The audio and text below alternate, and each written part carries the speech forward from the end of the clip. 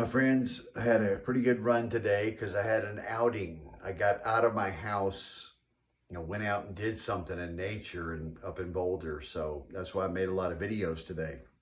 It was fun too. I had a good time. And I'm going to keep having a good time as much as I can throughout. But also, I just want to recommend to all of you that you do that too when you can, but also pay attention to what's coming down the pike. We're going to have a huge economic collapse in the near future.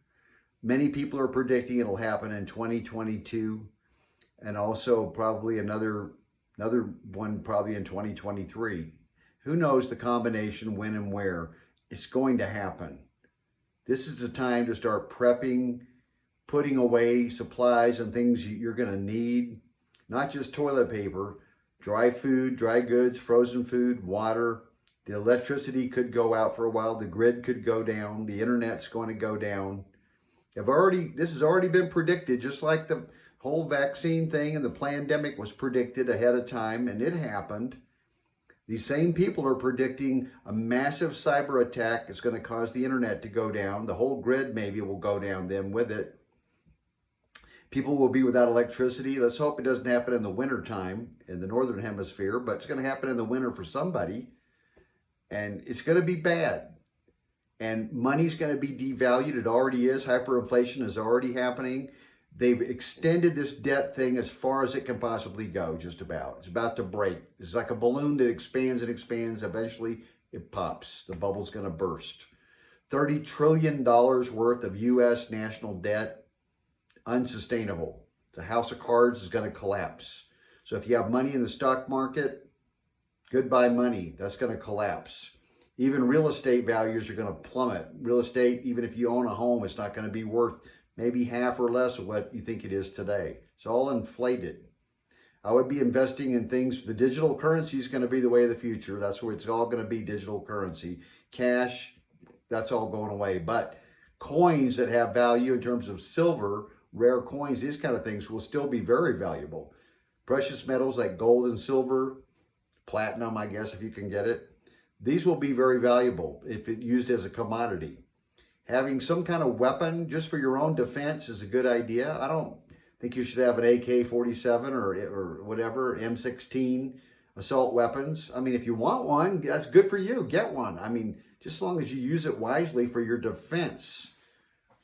The mass shootings and things that go on, these people are being programmed largely through electromagnetic radiation. They're tapping into people that they already know are risky, that are mentally deficient in some degree, and they're using electromagnetic to get these people to go out and do these mass shootings so they'll get public sentiment against guns to take the guns away, like they have in Australia, in Europe, and a lot of Asia and South America. A lot of these countries, people are not allowed to own weapons. United States, citizens of the United States, only like 40% of Americans own a weapon, a gun, and they own 45% of all the guns in the world that citizens own. Of course, law enforcement, military, police, they own most of them. So it's our one hedge against that push down on us from martial law and military boots getting on the street and coming around and making everybody do things like they are in Australia, and potentially they're doing it somewhat in Europe too already. We've seen it in other countries, in Austria. It's going on. We need to stay plugged into the media that has given us some truthful information. All media is suspect, all of it. But the national news media, the network news from the big corporations, ABC, CBS, CNN, Fox, none of those are credible. You should not be watching television at all, at all. Turn off the boob tube, not your friend. You're not going to get good information on television. It's promoting fear, fear, fear every day, 24/7. The fear is immobilizing people. This kind of stuff is dividing. Divide and conquer is a very old strategy. Mass formation, look that up. It's not a right-wing plot or theory. It has nothing to do with that. It's something that they use to create anxiety, to create a mass psychosis like they have today, where people literally go around even in outdoors believing they have to wear a mask. It is ludicrous. It is idiotic. When I see that, I think, is there any hope for humanity? And the conditioning and brainwashing of the young people today, they're glued to their social media, their phones, their tablets, can't live without them. It's really alarming, folks. But what we need to do is get back to our roots, back to basics, use a little common sense, do some prepping, be prepared for the worst, but do anything you can every day to try and make the world a better place. That's how I go about my life every day. I do what I can in my one little limited sphere of influence, which is very limited. I'm not on a high public platform where I'm influencing a lot of people. I don't have 130 people subscribed to my YouTube channel. I'm reaching a very small number of people through the YouTube. I reach a fair number of people in my own real life. Most of them are already awake enough that I don't need to be helping them, inform them of what's going on. I'm trying to help you out there. And if any of you have anything to add to the mix, put it in the comments down there. Email me directly. Either way, it's fine. Let's keep the dialogue going so that this percentage of people, as small as it is right now, that are awake, will ultimately influence the herd and get people to realize there's a better way than what we're being shown through our so-called leaders and institutions today. Medical, pharmaceutical, military, educational systems, religious systems, government for sure. They are not leading us in the direction that we need to be going for this actual world to be livable and sustainable for all people. Majority of people on earth right now are struggling. Many people are struggling just to have food in a day. They're living on $2 a day or something. A lot of people don't have sanitation and water yet.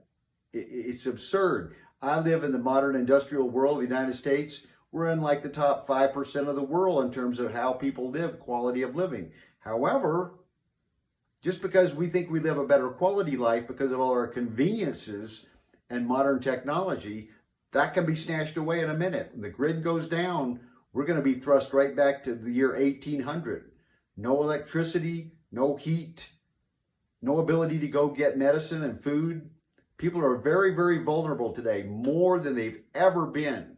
We're very vulnerable. We're very conditioned, just like a pet.